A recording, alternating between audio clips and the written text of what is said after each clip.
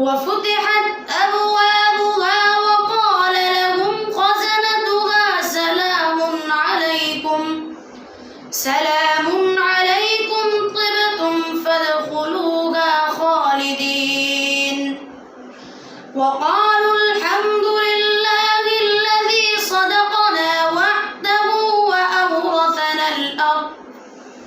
وأورثنا الأرض نتبوأ من الجنة حيث نشاء فنعم أجر العاملين وترى الملائكة حافين من